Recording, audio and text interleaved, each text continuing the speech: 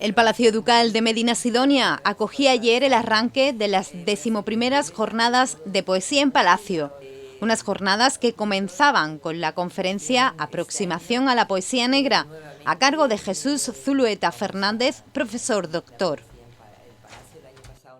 Pues quizás en nuestro país, en nuestro ámbito, decir cualquiera de estos nombres no implica ninguna cosa, ¿no? Pero en otros sí que hay una especie de lenguaje políticamente correcto donde la expresión de poesía negra puede herir sensibilidades, ¿no? Para nosotros no significa nada porque no tiene ninguna intencionalidad ni ningún tipo de connotación negativa.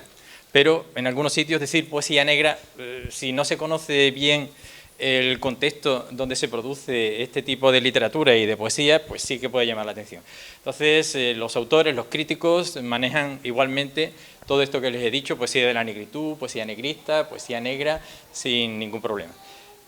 Como se decía hace un momento, no tiene nada que ver con el género negro, el género policíaco, eso no, es una poesía que va a surgir en torno a los años 20 del siglo pasado, en el ámbito del Caribe, de todo el Caribe, es incluso que trasciende lo que es esa zona y se desarrolla, incluso casi que se origina con sus singularidades en Norteamérica, en particular en Harlem, en Nueva York, con otro tipo de matices, pero que está en el mismo entorno, ¿no?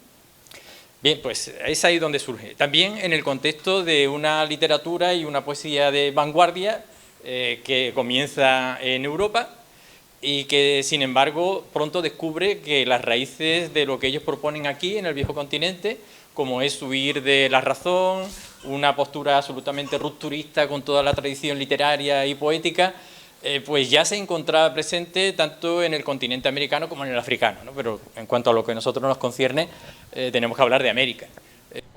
A continuación tomaba la palabra Ángel Alberto Núñez, dermatólogo y escritor, que llegaba con la conferencia La poesía olvidada, la poesía negroide. Poesía negroide, que como veréis ha tenido varios títulos, incluso nosotros somos 3 ponentes, los 3 damos un nombre diferente. Yo me inclino por aquellos que saben más, porque doctores tiene la ley que un servidor, y doy el título de negroide, porque de esa manera incluyo a los arios, como por ejemplo el uruguayo, a gente mulata, a negros, y no me refiero a un ámbito solo afrocubano, es decir, África y Cuba, no, es que en Brasil también se escribió mucha poesía negroide buena. Se escribió también en Venezuela, ya diremos cuáles son los autores. O sea, el término negroide es lo que a mí me parece, perdonando si alguien opina de manera diferente, que es el tipo de poesía que aparece, como bien dijo don Jesús, en los años 20 y que ya desaparece sobre los años 40. Pero tengo que rematar otra cosa. Como apasionado que soy del flamenco, la poesía negroide y el flamenco, señores, son secretos de la sangre. De ahí el hecho que mucha gente que quiere escribir versos, soleares, seguirilla, no puede. Lo mismo que muchos grandes autores han intentado escribir poesía negroide y tampoco han podido. Los precursores, ya lo señaló don Jesús, los precursores, hubo muchos desde el siglo de oro, ya señalaremos algunos más importantes. Y después, indudablemente hay un batiburrillo, amigo mío. Hay un batiburrillo porque hay quien dice que si primero fue Guillén, otro que dicen que fue Alfonso Camín, otro que fue Ildefonso Pérez de Valdés, el uruguayo. Es muy difícil porque hubo muchos autores que empezaron escribiendo de manera tímida poemas de este tipo y lo publicaban en revistas. Y tenían que pasar años, muchos años, para reunir un grupo de poemas y presentar un poemario.